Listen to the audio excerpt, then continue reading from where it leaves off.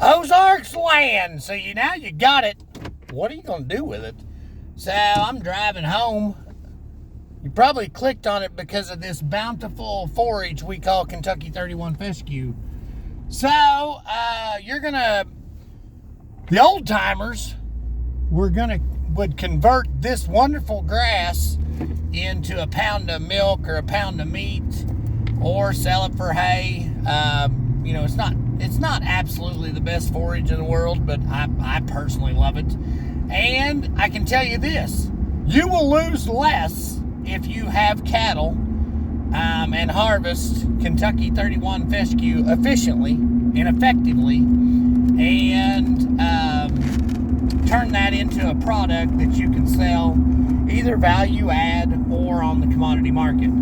Personally, I sell real estate, and I'm not bragging, but I am. I've got the best 500-acre farm in Wright, Texas County. Live water, my dad could pick them. And we bought some and whatever. But I sell real estate. I don't have cattle, because when you have cattle, that means you're going to go out in the ice and snow. And you see these old bones? They don't take ice and snow that well. So, personally, fescue, what I like to do with it, and I think it's just a beautiful health organism. I like to eat it. So see there? Now, some people think that's strange, including me, but the health benefits have not been discovered. But woo, I feel healthier already. So, you buy Ozarks Land. The most money you're going to make on it is the appreciation that land is going to just generate over the years. So we've been historically around 3% appreciation in value every year. Now that interest rates are so high, I feel like it's appreciating 6 to 8% per year, just because people are funny creatures. They want that money back that they paid the banker, and they're expecting you, the new buyer, to do that. Now, I've had a really good conversation with a friend of mine. He's an accountant, and he's like, Smith, there's a wall of land coming available, and I just don't think we can keep on this path of appreciation. And I said, well, you think what you want. I'm an optimist. I personally think that we will see appreciation in land. The landowners that I'm acquainted with, super stout financially. Now their kids might sell it, but chances are, it's going to come. It may be a wave of land coming, and we may have more of a buyer's market on land, but I'm not seeing it in my neck of the woods.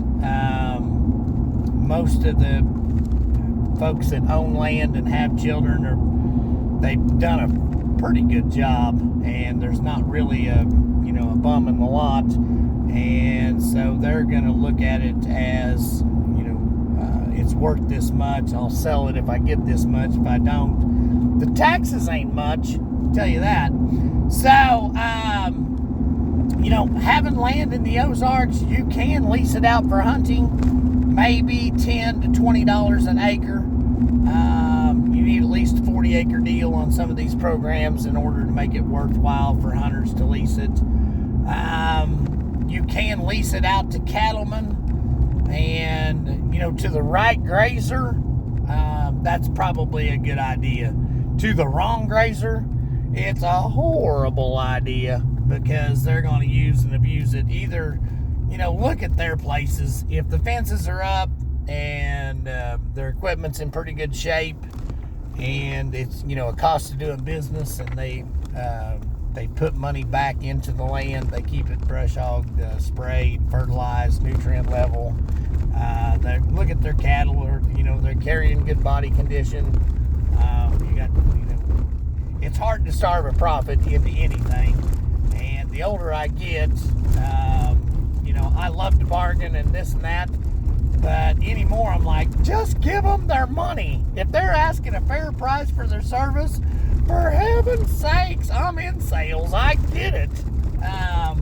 You know, it all takes it to make it work. So anyway, Ozarks Land. I do think you lose less with cattle if you have that capability. I like to see cattle on the ground, just, you know, circling those nutrients. I'm not a big guy on hay sales. I think you're displacing a lot of nutrients when you sell hay. And I used to think it was odd whenever farmers would say, if you put up hay here, I want you to feed hay here. I don't want you to sell hay. And the more this NP and K and your micronutrients have gone up as a price point per acre, I get it. It makes sense. I'm a big guy on chicken litter. I think $100 an acre, 2 ton of chicken litter put down on the ground is a good investment. And I really prefer it over chemical fertilizer and lime. If you get your pH right, I'm not even sure that fertilizer helps. If it doesn't rain, you ain't gonna grow much anyway. So look at that bountiful fescue. That's a little process. That's like a cow chewing her cud right there. What do you think? Huh? That make a good video? Like and subscribe. Duncan Smith in the sticks. What in the world are we gonna do with all this land if we starve all these cattle people out? Which they tell me they're in tall cotton right now, and the ones with a sharp pencil, they know they're in cotton. I doubt if they're in tall cotton. But anyway, hey, enjoyed bringing this to you. Eat some fescue. Live long and prosper. That's a Spock thing. Hold on. Live long and prosper. Okay, we worked it in. Have a blessed day. Over and out. YouTube, Duncan Smith in the sticks is where it's at. Over and out.